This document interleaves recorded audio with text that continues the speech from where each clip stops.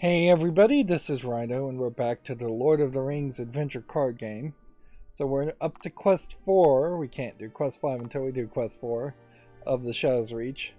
There's still kind of a lot of content, though, because after the Shadow's Reach, you have the Shadow's Fall and the Witch King's Grasp, each of which have their own 5 quest sections. And in the last quest, it split in the middle with a decision, which actually did branch quite a bit. So there was a real reason to potentially play it twice. But most of the time, so far, there hasn't been a split, so there really isn't a reason to play this twice. We're all building up to see just what the overall campaign reward is. Whether it's going to give us like 50,000 or maybe even more fellowship points to then really justify some of the very high prices for some of the expenses, some of the in-store items that can be unlocked. We're pursuing Bilbo, basically doing this story, I think, before the actual Lord of the Rings book. Your pursuit of Bilbo has brought you to the tower hidden deep in Mirkwood. You must be careful not to draw the attention of every foul creature that calls this dark place home. We were betrayed by Golem / Smeagol, which I don't know if Smeagol and Golem are really the same names or what, or if one was actually an alias that Golem was using. But yeah, we were betrayed by him, and then we ended up getting sent underground. And I feel like this is probably working your way towards that underground section where Sauron says, ye shall not pass, but Sauron hasn't even showed up in the story yet. I don't even think he does show up in the story. Which, yeah, it's kind of, we're going through this chronologically and we're missing all the major characters effectively, because Bilbo's not really in the story and Sauron's not really in the story, and yeah, Frodo's not in the story. Yeah, if I recall correctly, I think Frodo and Sauron happen like decades later after the events of The Hobbit. So yeah, we don't really have a main character other than Golem. Anyways, let's start. You fought your way into the forest of Mirkwood to rescue the famous Bilbo Baggins. After fighting spiders and bears and meeting a strange creature by the name of Smeagol, you arrive at a ruined structure deep in the forest.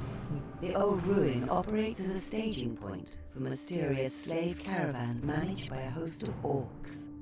You believe the old hobbit is imprisoned in the tower. You manage to sneak into the structure, but without warning you're betrayed by Smeagol. Triggering an ancient mechanical trap, the contemptible creature drops you into a rancid basement. Knocked unconscious by falling debris, you finally come to your senses.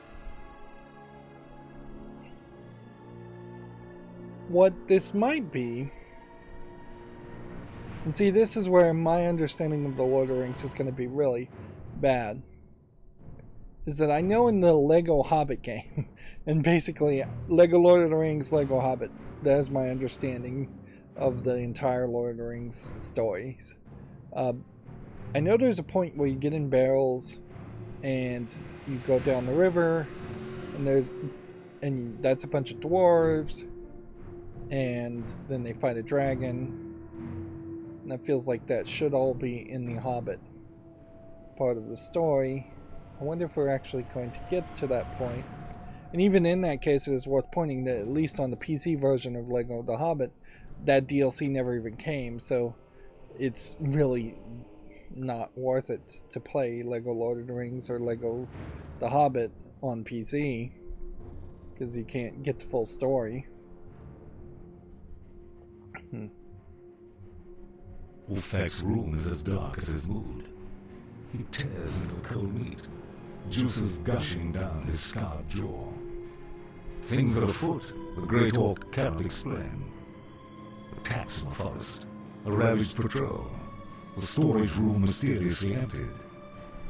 Uthak grunts and angrily throws his empty drinking horn against the wall, where it splinters to join a pile of dry bones and other detritus on the floor.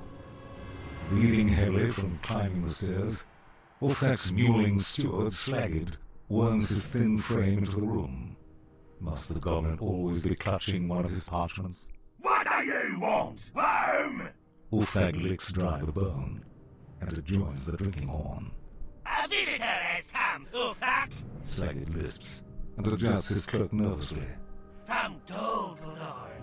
Fear is not a common emotion in orcs, and Uthak considers himself uncommonly brave. Even so, he cannot halt the tendrils of dread that shoots down his spine. The mouth of the cold ones has come. So yeah, once again we're getting a story from, I guess, the bad guy's perspective. I don't feel like they ever do a good job in any of my occurrences as far as trying to figure out what the order of these armies under Sauron really are. If anything, it feels like Sauron just has multiple races all forming their own little sub-armies with very little organization or planning or thought happening below Sauron himself. And Sauron's plan himself doesn't seem to be really that intelligent. It's just like build as many men as possible, whereas he is implied to be able to corrupt the hearts of and the minds of every person in the entire world. So why doesn't he do more of that? Why isn't there more subterfuge? Personally, if I was as good of a writer as Tolkien, which I'm not even really a writer, I would think Sauron's tale should be a multi-series of books in which he is manipulating people from the shadows to put them to war, getting the humans to go to war with the elves and the dwarves to go to war with the hobbits, and just try and put the entire world into a World War III situation where there isn't really a clear good or bad side, and there isn't really a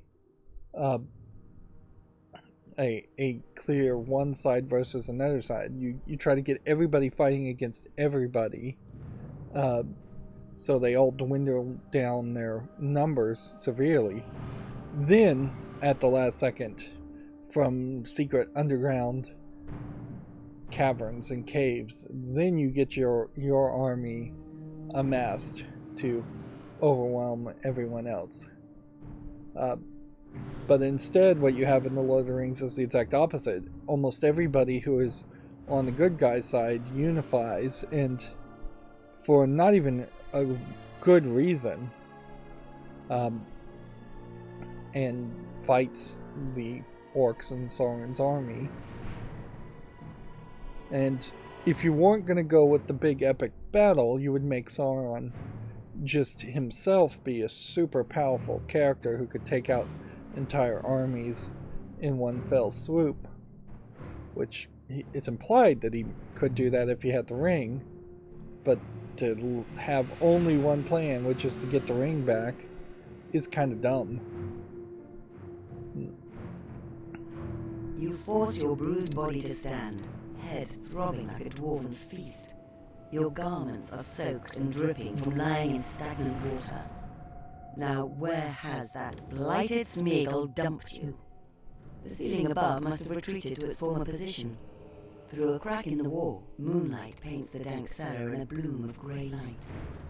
Your feet splash as they move, for the nearby swamp has laced its way into the tower's foundations. Stale water and light-starved cattails fill most of the cellar. White tadpoles skitter about in the water, and thin lizards bob their heads on the slimy walls. The far end of the cellar is hidden in shadow. Did the shadow just move? It rolls and ripples before emerging into the moonlight. It's not a shadow at all, but some vast slug. It extends its behemoth head and eye tentacles towards you, snorts a drizzle of fetid saliva, and proceeds to tug its enormous body under itself. It seems to have made up its mind. You are food. Again, too many of these before we even get into the action. And I'm clearly not paying too much attention to the story that's actually happening here. I'm a little confused because it feels like in the previous quest, Smeagol was saying don't go to the tower. They went to the tower anyways, and then Smeagol trapped them. So I guess maybe there was some reverse psychology there, or like maybe a split personality. There is something that's implied as far as Golem and Smeagol that there would be split personality in there. But I don't think it really matters because obviously Golem comes off as the bad guy, always a pathetic bad guy, but a bad guy nonetheless. I'm Aragorn, son of Arathorn. Mine is the choice of Luthien. Yeah, 10 minutes of me talking and them talking to even get to the first action. Warrior sword. Reduce a minion to 0. Let's get rid of this one and get rid of this one. And maybe keep... Now let's get rid of that one too.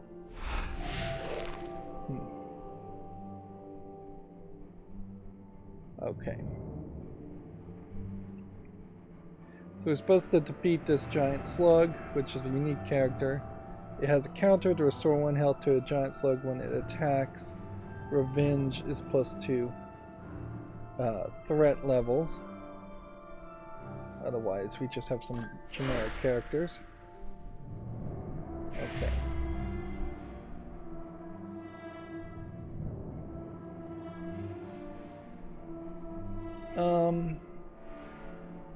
Let's go ahead and start with this one being in defense mode.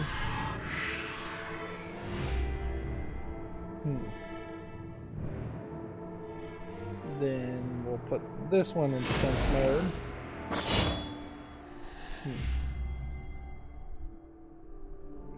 Then I guess 50-50 shot to put this in defense mode.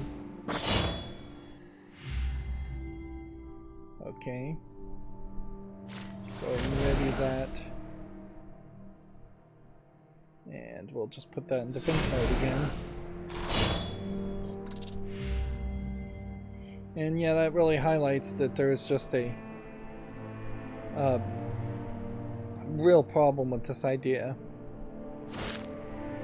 as a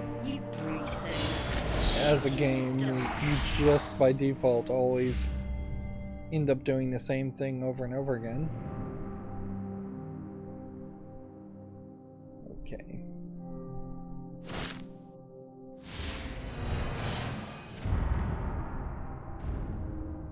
Hopefully not the card. Darn it.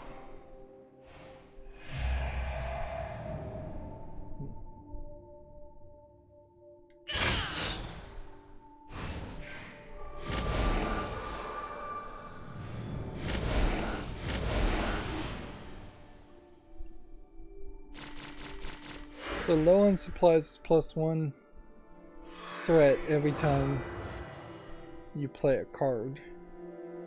So I guess it would make a lot of sense to not play a card.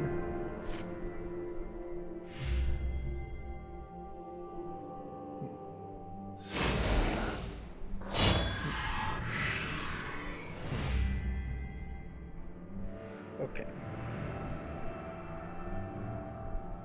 But I think we're going to have to. Because I think we need this.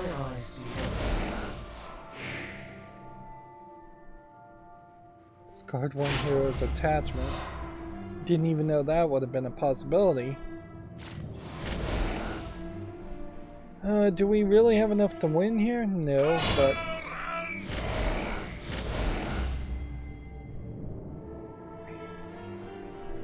He cannot stand alone. Okay. I think it's worth getting rid of that.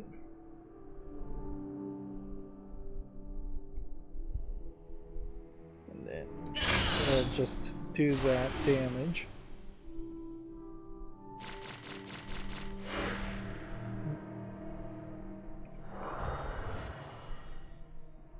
Meanwhile, we'll get our main character up.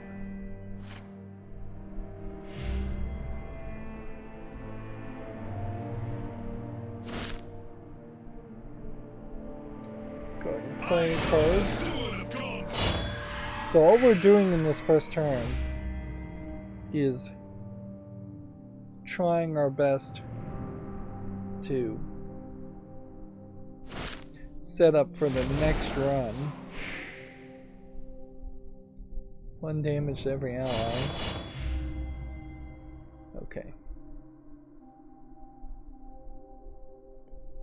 So the best characters to put in defense mode.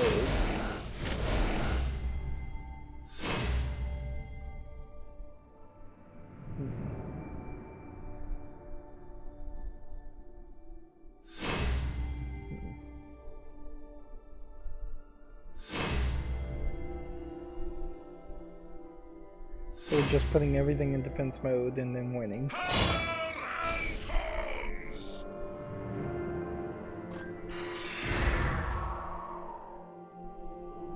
So that sets us up as nicely as we can to travel to the next section.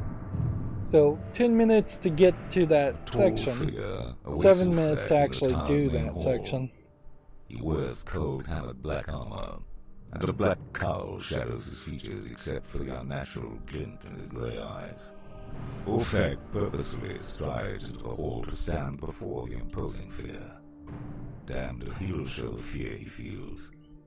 The mouth of Dol Guldur is not fooled, but smiles cruelly.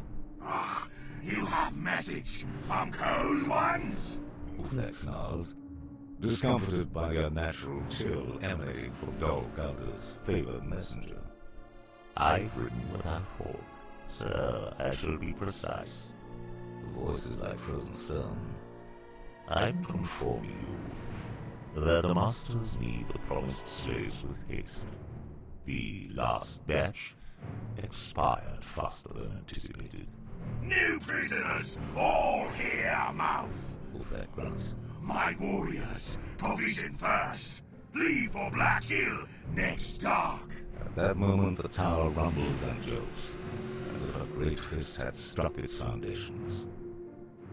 That is a weird point for it to stop. I have to assume that there's just going to be another paragraph after this. At least a couple sentences. Yeah, this mouth of Dol Guldur is a different mouth than what I was thinking. It's like a Mouth of Sauron character. At least in one of the spin-off games that's not really canon. And they talk about the Cold Ones, and I really have no idea who the Cold Ones are. I assume they are just higher up in the ranks, or a different army under Sauron. And at a certain level, I guess it might make some sense in the Hobbit books if they're implying that there's this whole organization called the Cold Ones, and then it turns out to be Sauron. Although arguably it may very well be just a case that what was written in The Hobbit is ideas that get changed around and don't get quite fulfilled in The Lord of the Rings. Although, in fairness, I think The Lord of the Rings might have been written before The Hobbit. So, there's really no reason that a prequel book wouldn't be better written to lead up to The Lord of the Rings. arguably, I would say I probably would prefer if Tolkien had written more books in different universes of maybe a similar theme instead of trying to have 2 books connected. And let's face it, I'm pretty sure the Lord of the Rings books, both The Hobbit and The Lord of the Rings, are both fairly long books. They could have been broken up into multiple stories. You could have had a book focused around each of the main bad guys as their own Sauron equivalent. The enormous slug falls and the walls tremble. Weird. Nothing more of to that paragraph. Behind a patch of bogland ivy, you discover a narrow staircase and commence to climb the multi-steps at once. While ascending, a clamour can be heard in the tower above, harsh yells, clanging of doors, and the bellows of a great orc. How will you ever get out? The stairs emerge into a derelict alcove, overgrown with cobwebs and moss. It faces a great room, finely decorated of old, but now ruined and forgotten. As the racket of the enemy grows closer, you've no doubt that he'll soon be upon you. Speed may be your only hope. You rush towards a set of oaken doors on the far wall, when disaster strikes. As you emerge from the alcove, a troop of orcs slog into the room. They roar in excitement and draw their weapons as more enemies arrive. You are surrounded.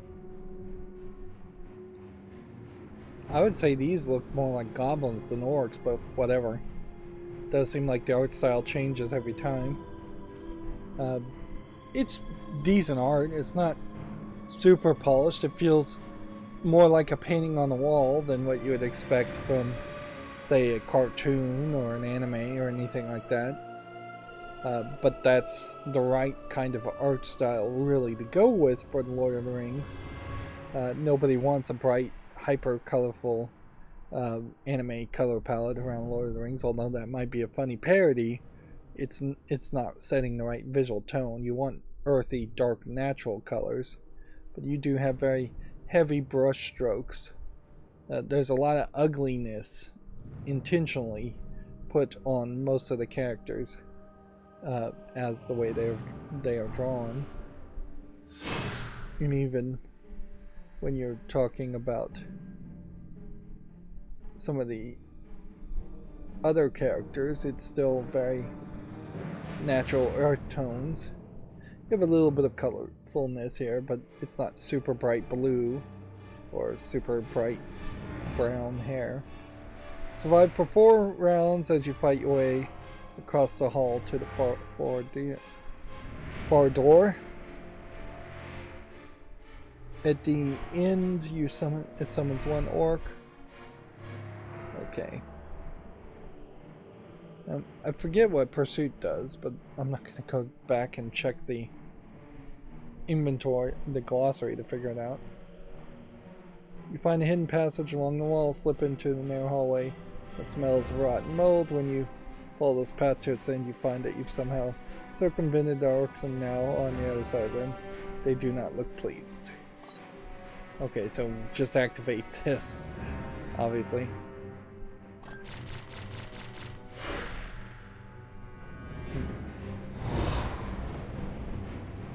Dangerous business. Restore every enemy to full health.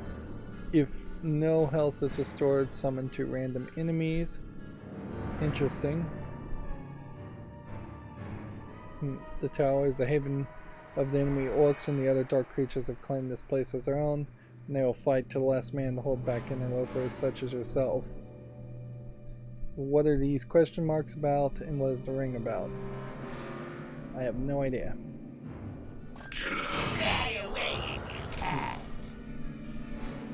Okay.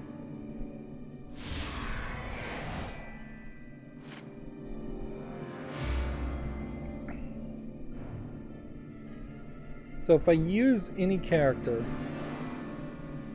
does he lose his guard? Yes, he does.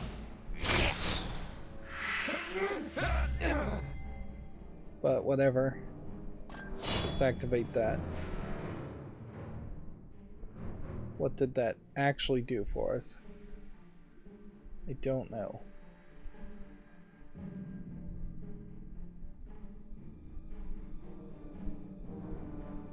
Reduce a minion to 4.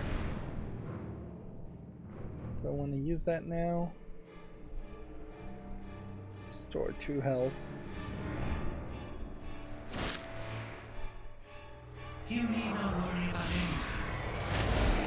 That was wasteful. I should have looked at the card to see what who had the highest health to begin with.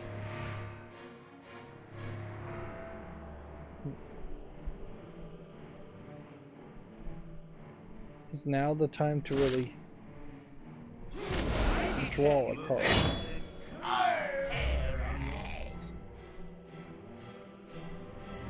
Okay.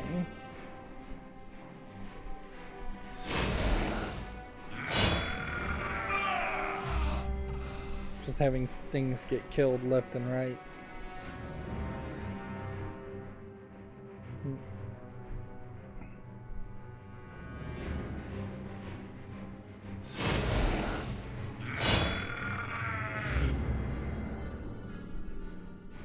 Okay. Would there be a reason to... I think you just would use this power to do this. And we'll use that next turn.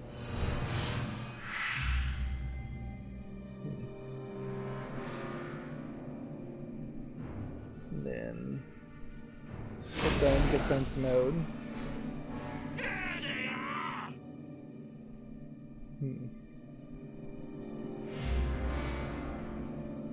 Alright. So the only thing we have left to do is potentially kill something. Which, before we do that, let's check. Pursuit ranged. Nothing. Let's get rid of the pursuit ranged character.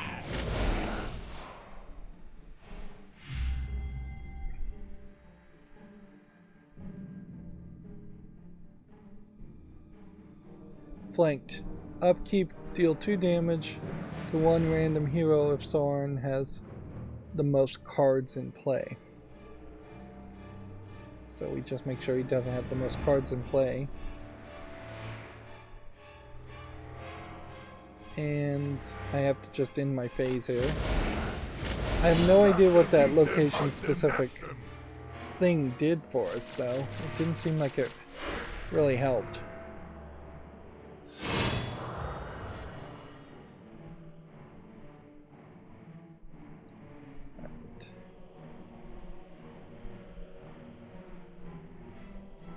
Go ahead and heal ourselves.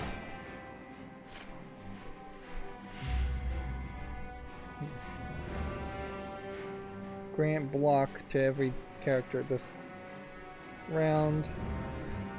I feel like that is the right move. And then I assume maybe that means should do something more.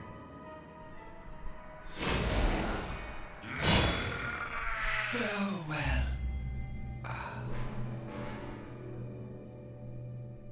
Store 2 health to one character.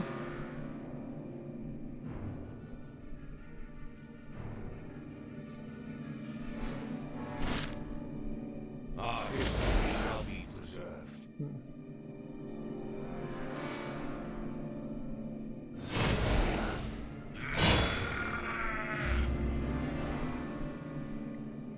It doesn't seem like you can really do much here.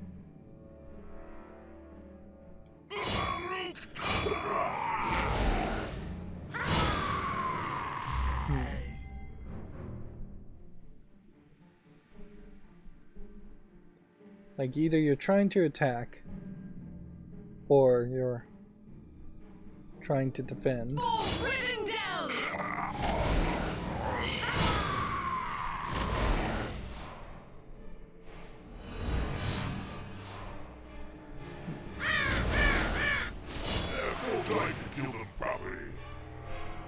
What really is going to suck here is if we died right now, we'd have to start all over again. Summon one of Dol Guldar's orcs. Uthak. A lot of random nonsense words.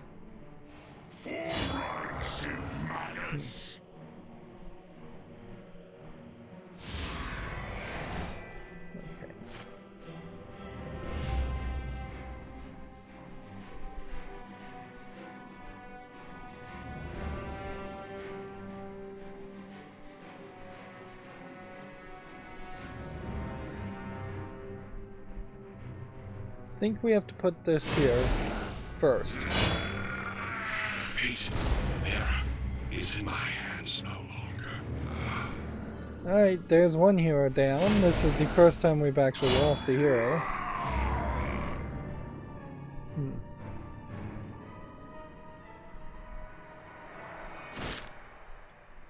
How may I serve?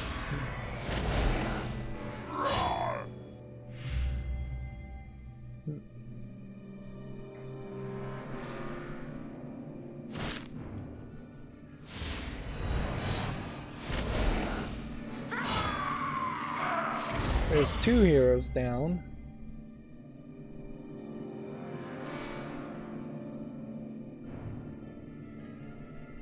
I mean, I can put this in defense mode.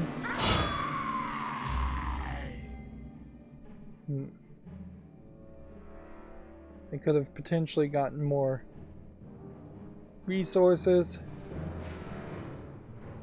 or I could have potentially given extra health to every hero.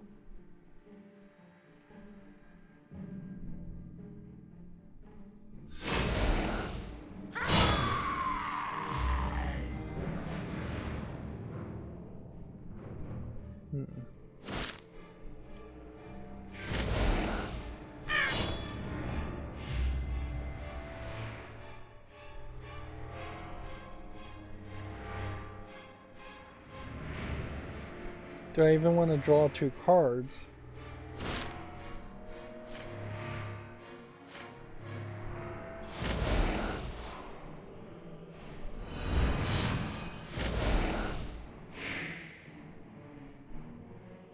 So we make it through this section, probably.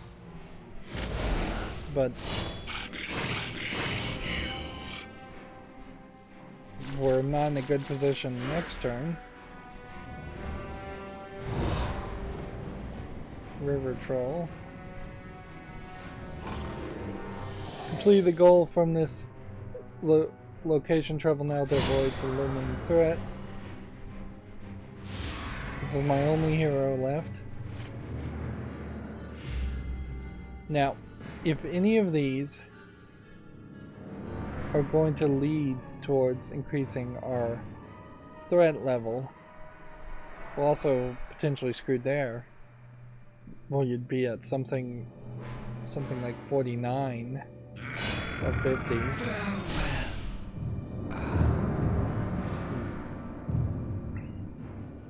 I don't know why the guy got to attack the enemy once. ranks and reached the heavy oaken door. Rushing into the room beyond, you hastily barricade the door behind you. Hinges rattle and splinters fly as the orcs administer powerful blows, urged on by a deep booming voice. The door won't hold long. A hiss causes you to turn as you realize that you've stumbled into the tower's jail. Smeagol is crouching before one of the cells, glaring at you with undisguised loathing. You don't have to guess whose cell this is. Smeagol hisses again, rising protectively before the cell door. Stop them, we must. God, nasty masters cannot harm precious. The door booms again and several planks fly across the room. Smeagol shrieks as he charges you, face twisted with deranged fury.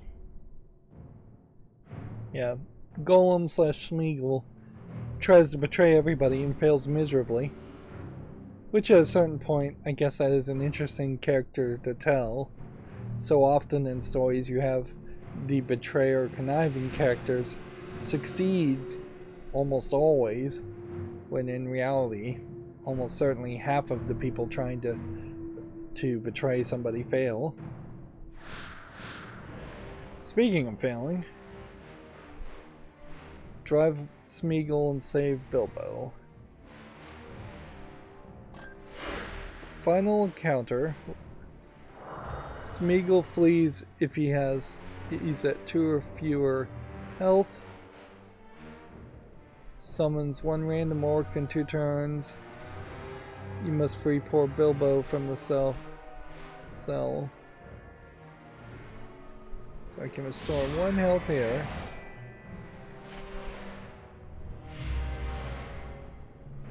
If I could get 4, I could summon 1 random ally, location specific.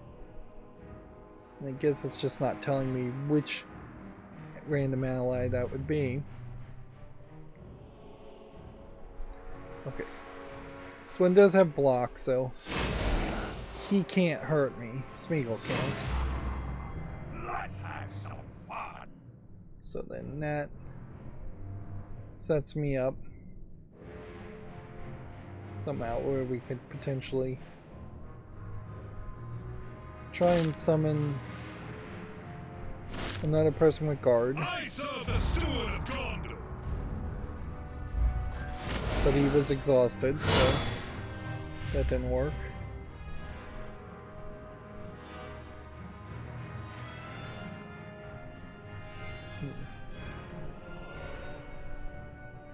We have 2 ranged things. Charge! So maybe there's something in a ranged attack that would make sense. But it's probably better to summon these guys. I feel like the game has intentionally created a scenario here where you were given a lot of extra characters.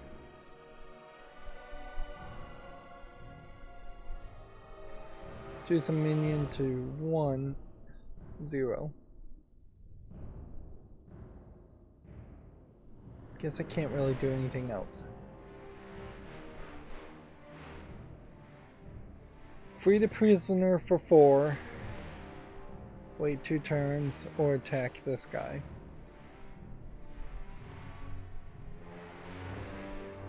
Guess we do this. Choose 1 fate for each of your allies, or discard 1 allies.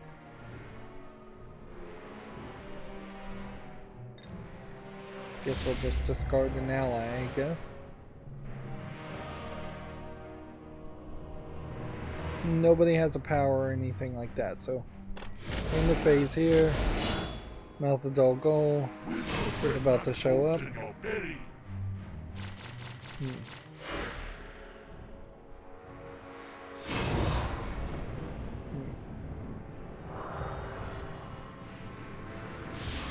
I have to heal this character.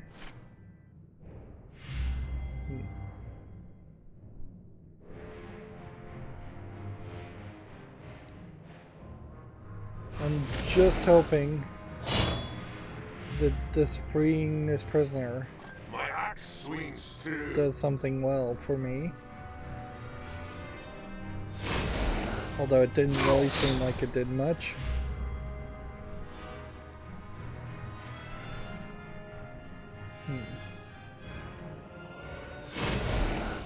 A lot of these are very ranged enemies.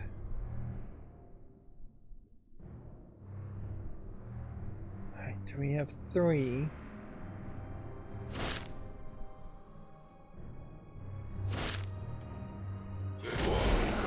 Feels like I would have to be very, very careful about how I play the rest of this if I want to win. I don't think hunt for supplies makes a lot of sense.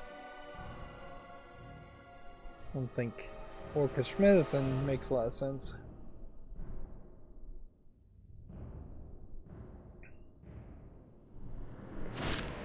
What could happen here is, I guess, if we had a massive amount of damage we could throw.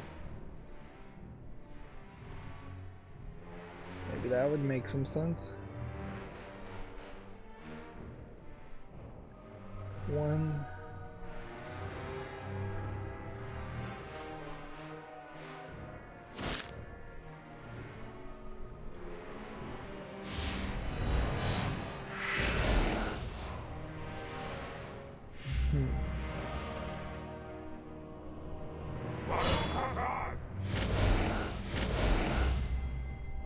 New strategy. I think we just attack Golem.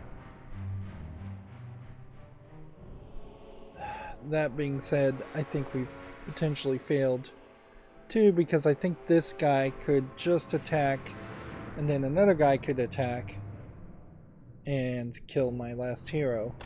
Let's just see what happens. This way.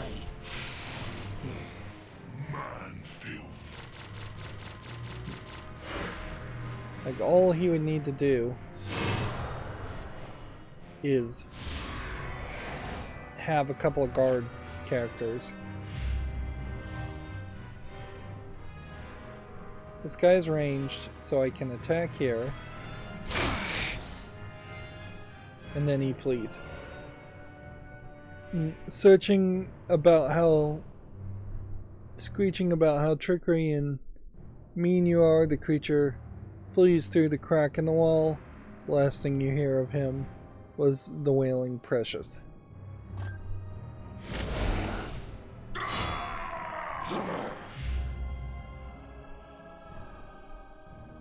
That is not saving Bilbo, though.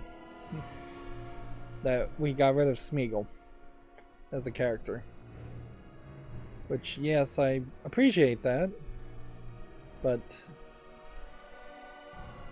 I don't think I appreciate it that much.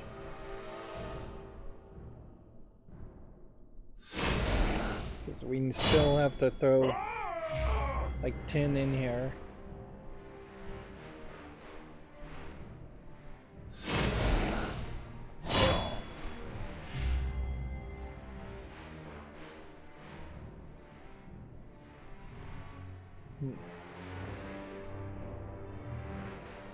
Alright. This one already has a shield on it, so I can put self-preservation on this character.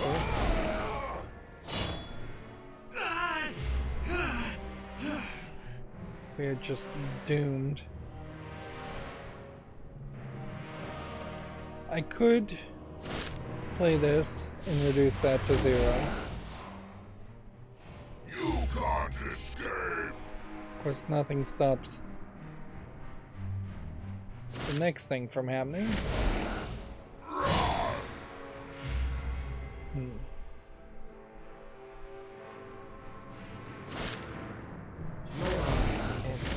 I'd have to survive 2 more turns.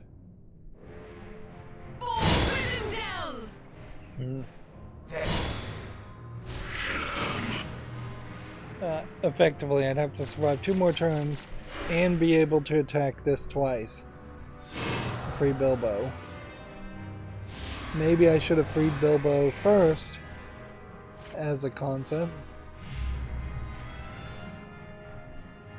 Yeah, I could reduce a minion down to 0 attack.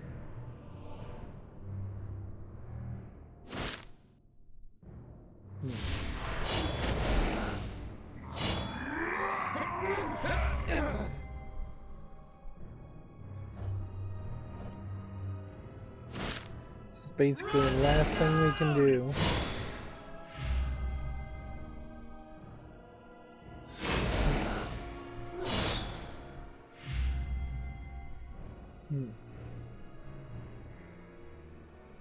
That doesn't win, that doesn't win. Defense mode doesn't win. I pass into the west. And so there's just no way to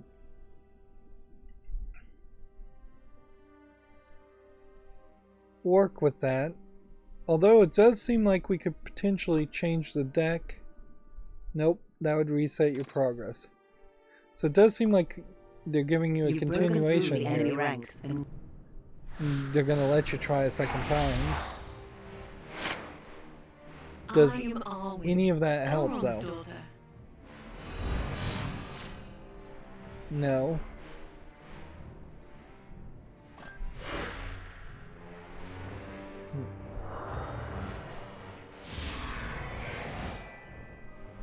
Alright.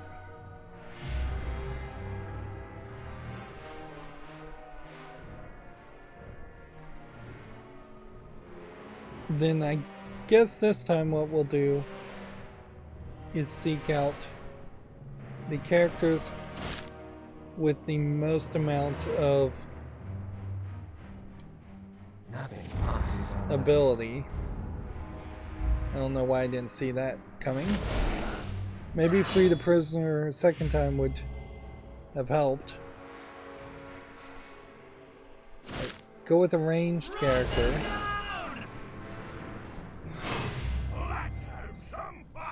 Oh, that was stupid. I should have attacked with this first. Okay.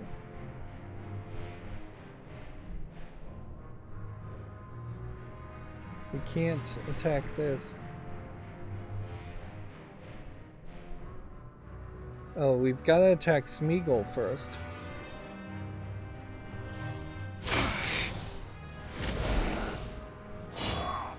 So there is no strategy difference here.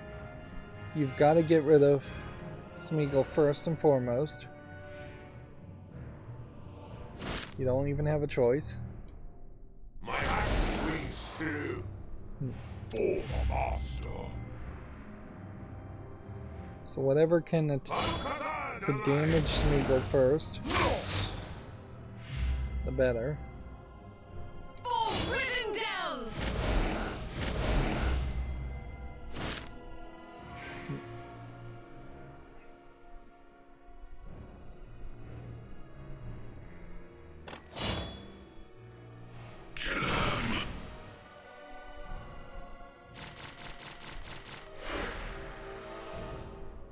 So we would probably want to play this again. There is a very good argument here, though, that I'm going to have to just reset progress and start all over again. Yep.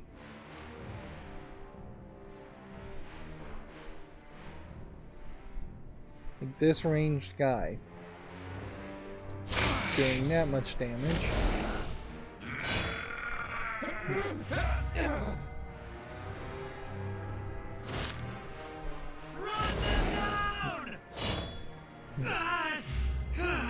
This ranged guy doing that much damage. And I assume if I just killed Smeagol, that might change things a little bit, but maybe not that much.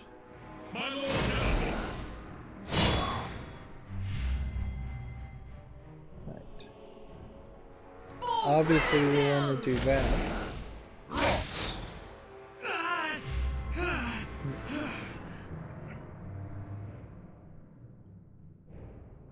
Give +1 attack to this character, or we could give +1 attack to this character.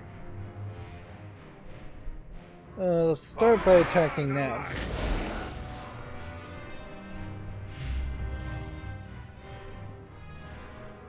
And then we can probably protect ourselves somewhat by killing that, since there's no other option.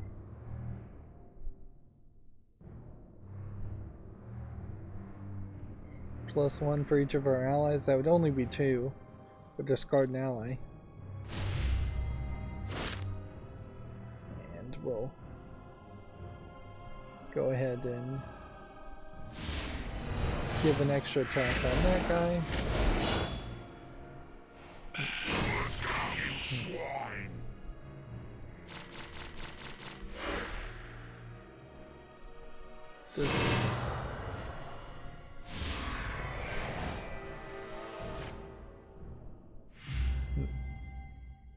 Is this guy capable of attacking that? No. Is there a value in reducing a minion to 0? Yes. I think there is.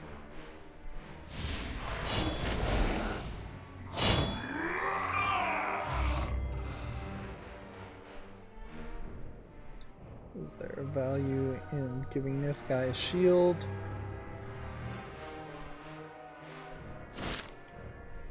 I think there probably is.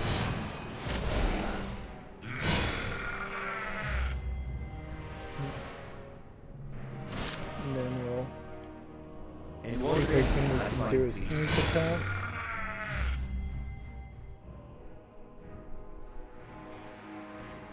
Okay.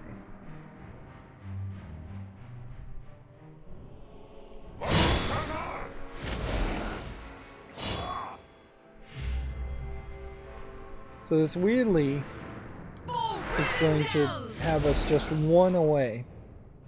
You don't escape.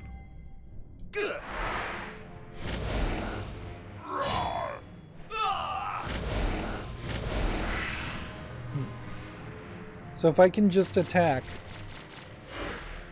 one turn here, I think I've won. That is the big if, certainly.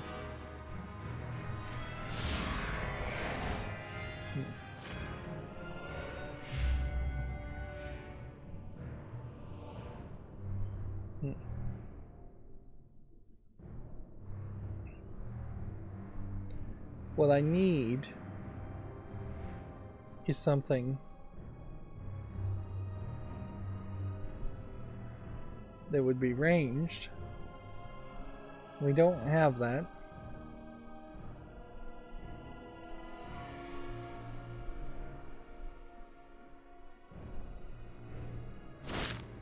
So it does just seem like we're gonna lose again.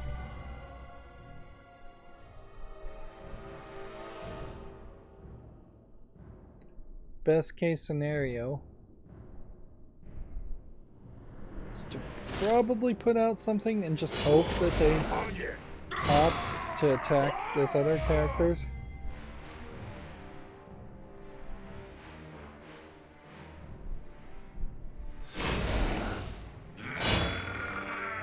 We have to keep this hero alive. But we don't have the thing and one more hero. So going defense mode this way is a mistake. Weirdly, the only real choice is to do that, and that doesn't help you any.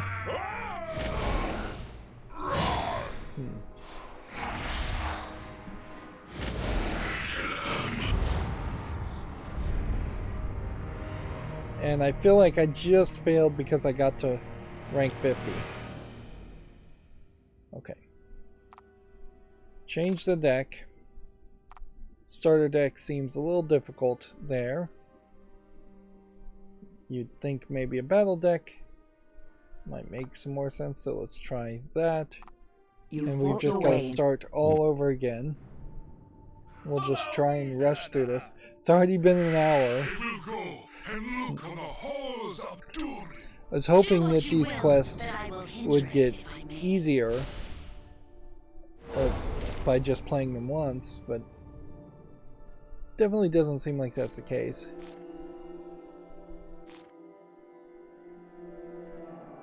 +1 and gain block.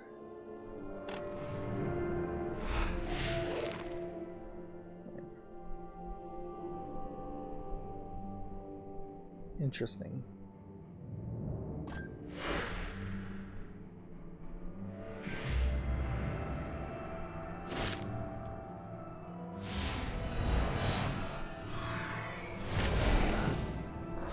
So we've got a strong character now. Also, can be powered up to even have more attack.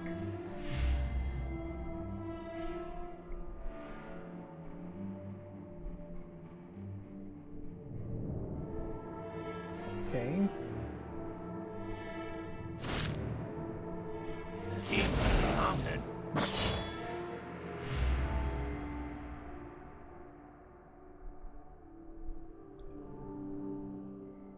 There's nothing more to do here, so...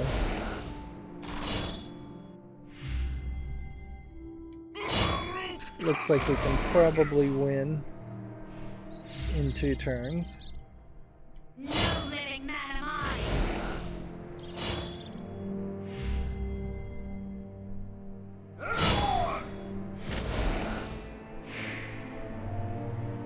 +2 in gain block also.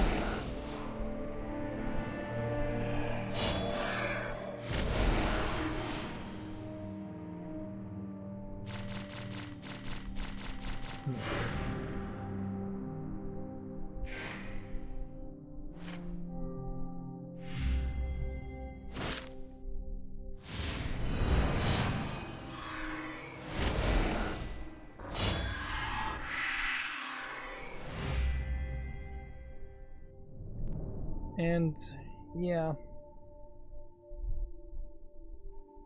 probably go block, block, block, and just let them kill everything. But I think it's just easier to do this.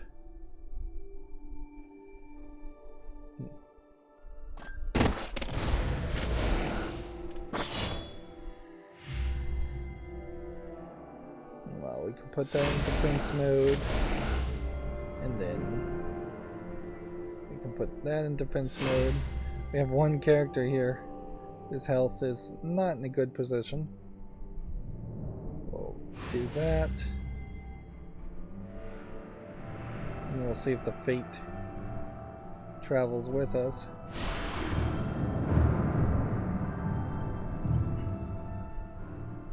There definitely is a danger in moving too fast here. Slug falls. It's crazy that there's any loading in the game at all. 1 progress to the intruders of the tower, location specific, or grants block to every character this round.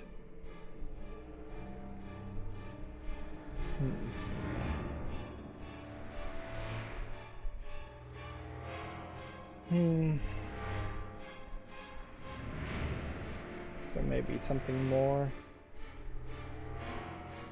I could do. Grant +1 to 3 to every hero. That might be worth it too.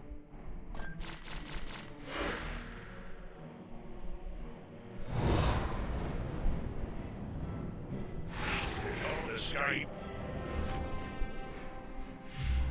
Okay.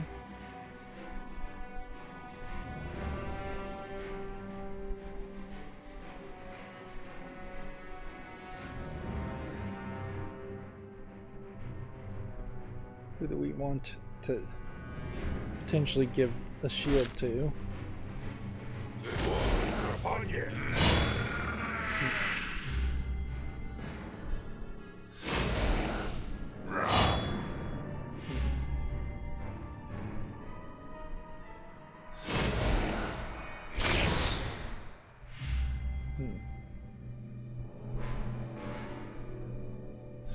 Trying to protect this hero as much as possible.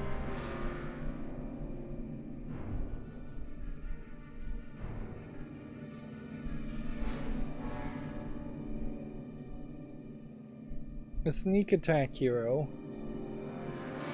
might be valuable, so let's try that.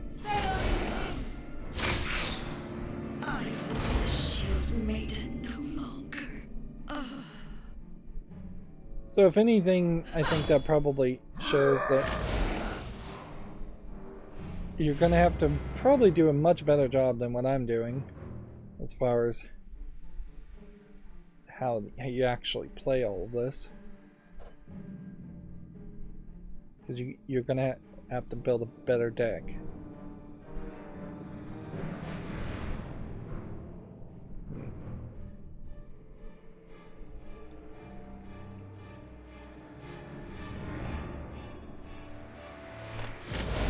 Just end the turn there, I guess. You're going to have to really look at the characters you pick as your heroes, otherwise you're going to end up failing pretty miserably. See, then I feel like this hunted part you probably need to discard a character, and since that was a fleeting character anyways, that was the perfect character to get rid of.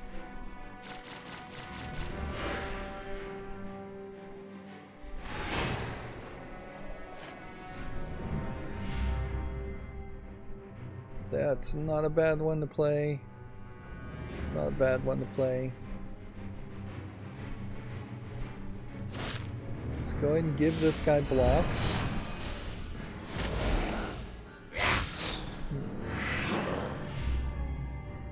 These ranged attack characters, though, are certainly not working. Applied one hero's attack as progress for one objective. Wait, can that work?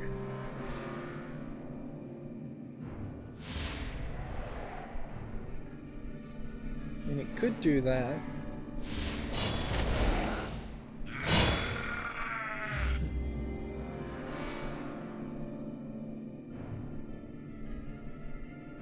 Ready after defeating an enemy.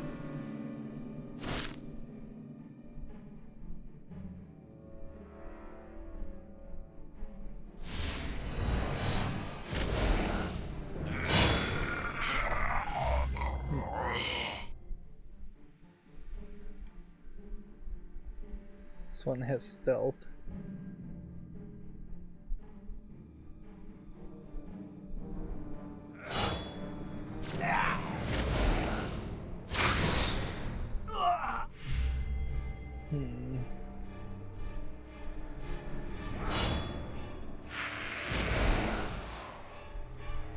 There's no time to kill them properly.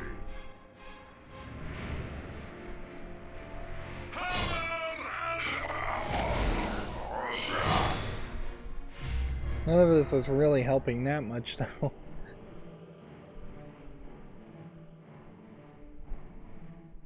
Like, everybody has block.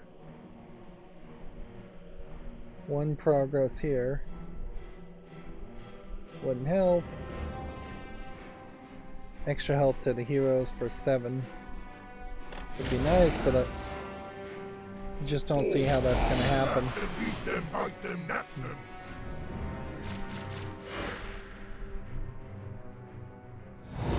It does seem like the danger here is that of the pre-built decks, none of them really have a high chance of success.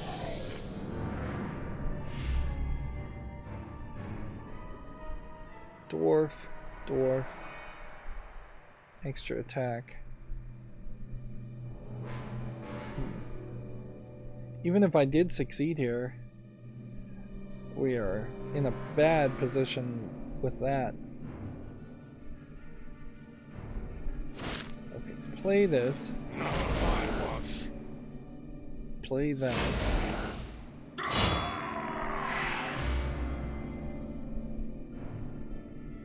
Bring that.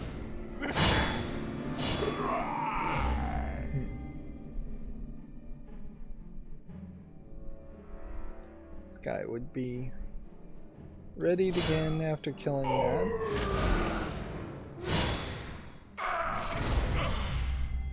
There's our second hero gone. There's just nothing that can be done.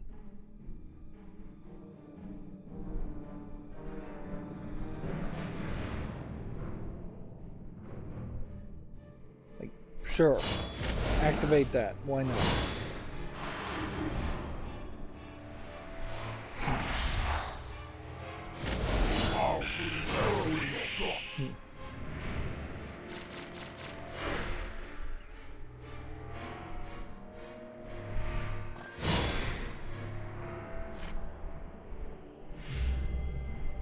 So, just travel.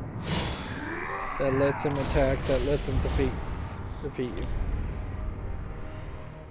Let's see. We're playing on standard difficulty. And I don't think there's really anything different I can do there, so might as well just reset. That was the Explorer's deck. We started with the Stars deck. Battle deck makes the most of sense. Dwalin, at your My axe is restless in my hands. Do what you will, but I will hinder it if I may. Okay, block, block. Don't need that. Don't need that. Probably don't even need that.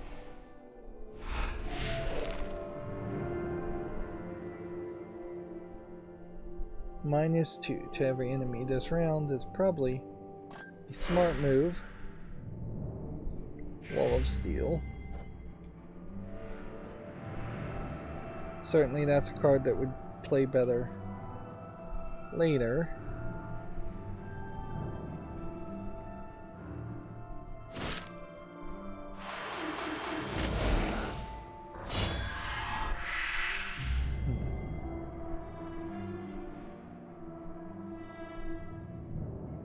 Of course, that's our only option here.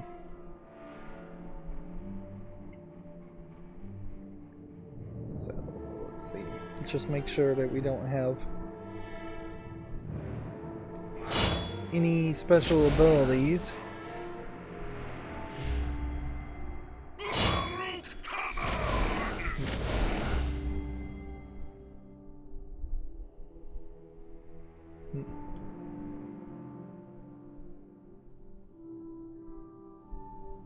Let's see, +1 for every card you play. I will smite you if you touch him!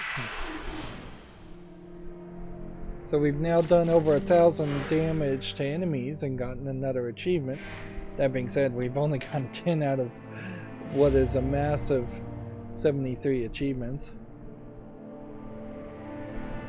Okay.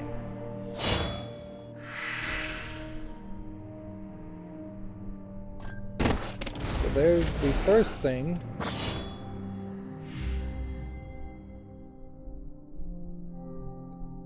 Do we want to do anything more? I think it makes a lot of sense to play this block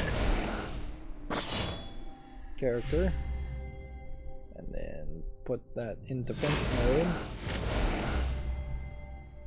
Then play this character and put that in defense mode. So I did just play 2 cards. And ready after defeating an enemy.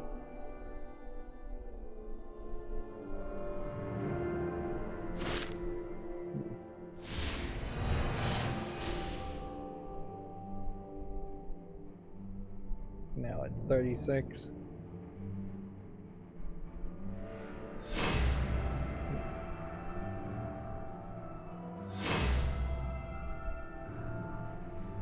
We could play this, but it would just negate itself.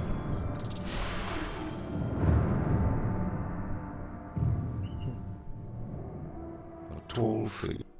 The enormous slug fall. Okay. Survived for 4 rounds this time.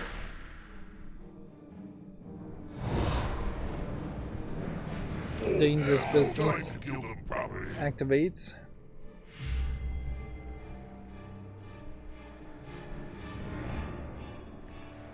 Let's see.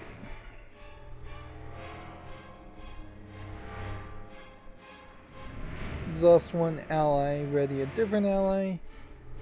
-2. 1 heroes towards a can't play that. We could go to 1 progress that way.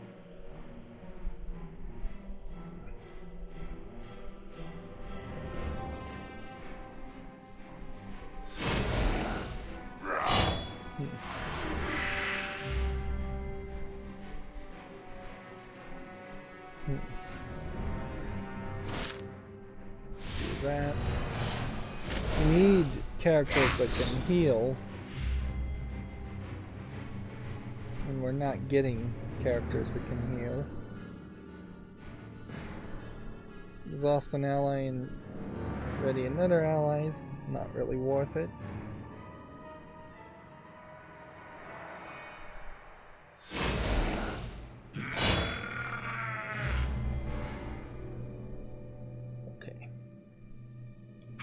Kill that one.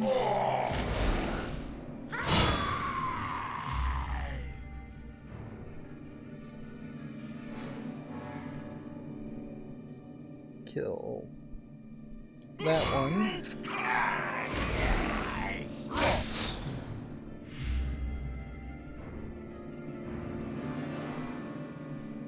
Kill that one.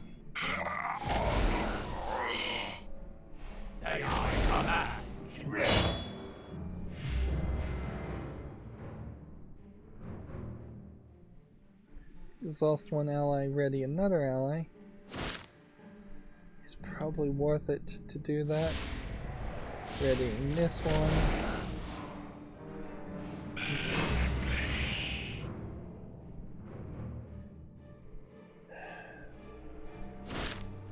Maybe not. There goes one of our heroes. This has to be our last attempt at this, really. There's just no way I can justify once again I'm trying for like a 4th or 5th time.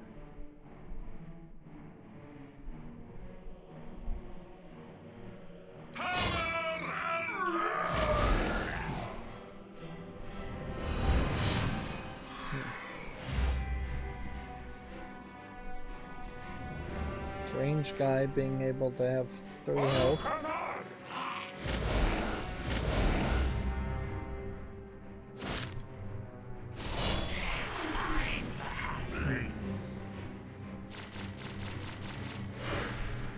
Again, we're just trying to like save time. Like we're just trying to survive.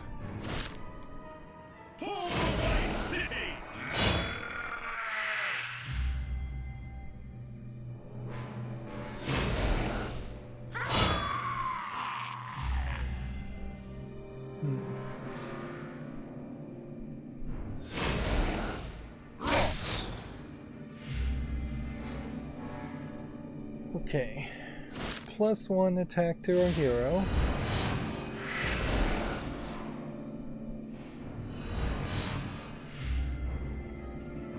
Hopefully that kills this.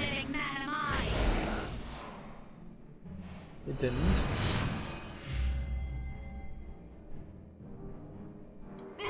So we have to kill that.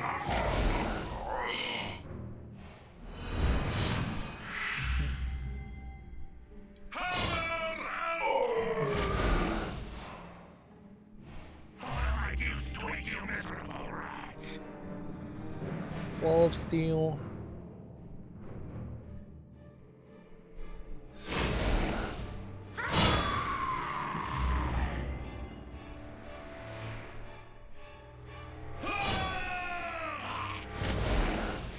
I mean, we're just killing everything and it just doesn't matter. Like, it just brings back another orc every turn.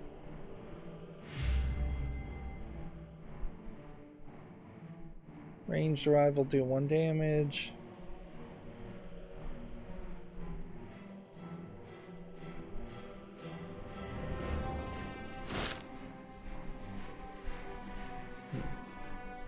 You breathe so loud I can shoot you in the dark.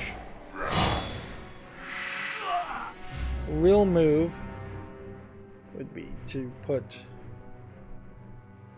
say, this one's power towards this.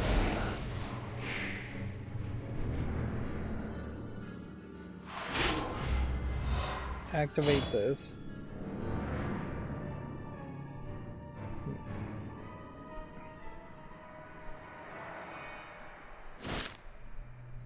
Extra attack here, I guess. Okay. Then everything else just needs to be in defense mode.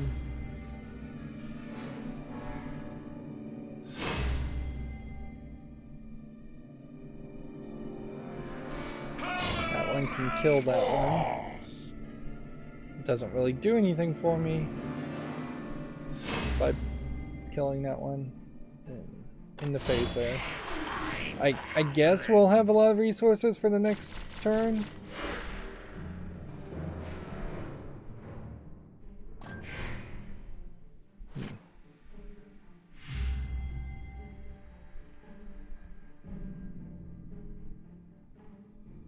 This guy's probably going to attack either way. I think we'll just travel.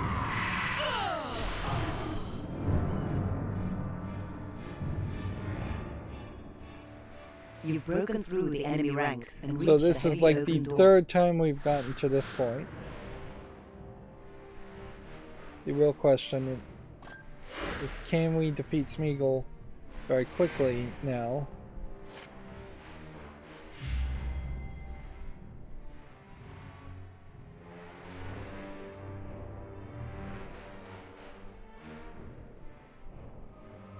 Deal 3 damage or -3.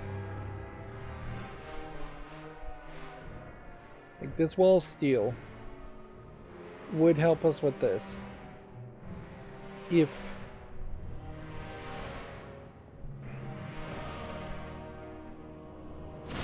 yeah, I think what you do here is you play this, deal 3 damage to that. This is the first time we've ever played Sauron. And then make him a defense character. Let's have some fun. And then guess probably want something like this on this to start with.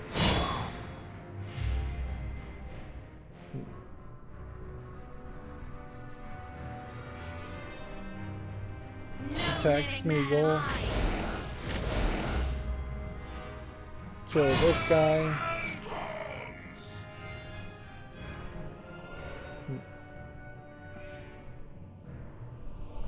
Who's the best character to kill Smeagol with? This one, I guess. So that was 0 damage. That didn't seem to really change him much.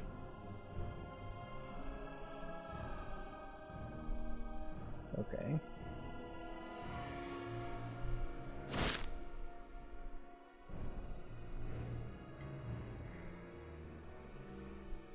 Then what you do is use this guy's attack for that. Then sneak attack. Maybe does something for us, or maybe doesn't. We probably shouldn't play it now.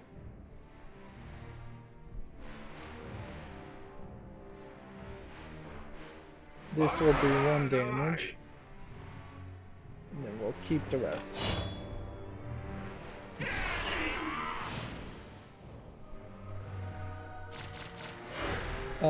Why did Sauron disappear?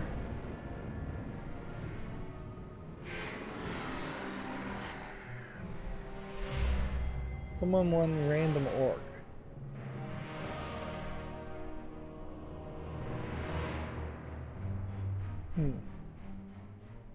Well, color me confused as to why we lost.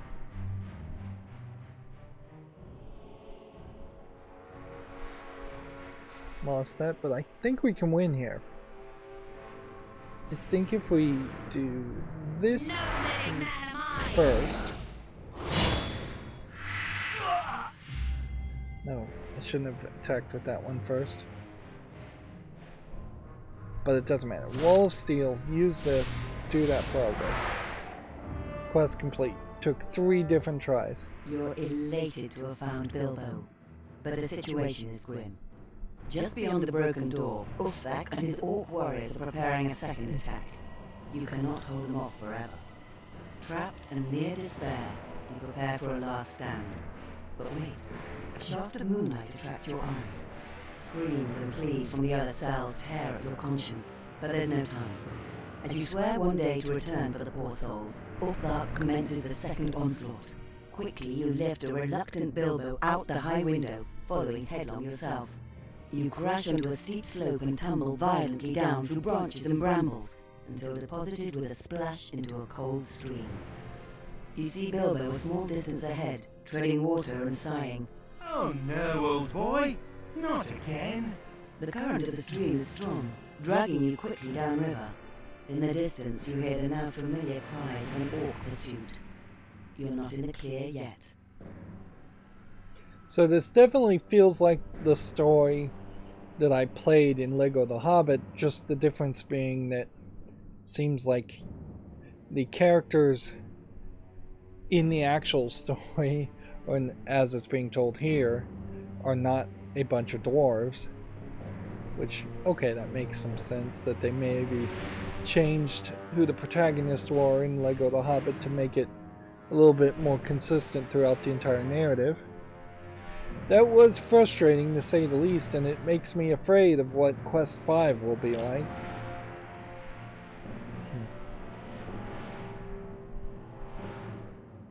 No sound effects when any of this happens. We get another measly 1,000 fellowship points.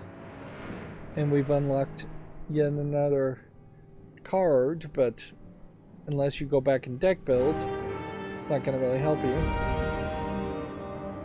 Did we complete the quest with every hero at 50% or more? No. Did we complete the quest without encountering Uthok? Yes. Did we have 7 characters in play at the same time? Yes. Did we travel from the pit with every hero at full? No. And then into the dungeon in the round with 0 orc units in play? Yes. That gets us 600 fellowship points. Then 1,500 fellowship points for these characters. I will say though, we have broken the idea now that you could potentially beat the entire game with just the starter deck. It's not super surprising that that isn't the case though. It wouldn't be much of a deck builder game if that is the case. So if this is down the Anduin, then I feel like this is probably moving the story forward in a chronologically in this next quest. Yeah. At what point do we actually fight a dragon? Probably this way. Weirdly, this gives me the feeling that all of the campaigns are literally based on the hobbits. Now I'd have to assume that each of these encounters are kind of random made up things. So this is going to weirdly put you in this situation where I'm not sure there actually is a Lord of the Rings scenario in this game at all. This may all just be Hobbit stuff, and it may just be labeled as Lord of the Rings. Of course, what could happen is that this campaign reward might unlock another campaign, or even an adventure, which would make a lot of sense because there is just not adventure here. It seems like there's not enough space. Otherwise, we are weirdly going to end this series having never even done anything around the actual Lord of the Ring book. Hopefully next recording and the campaign and the quest is easier. Otherwise, these recordings are just going to get longer and longer. That's going to be it for this one. As always, I ask you to like, share, subscribe, comment, and watch every second of my videos. Thank you for watching. Have a good evening.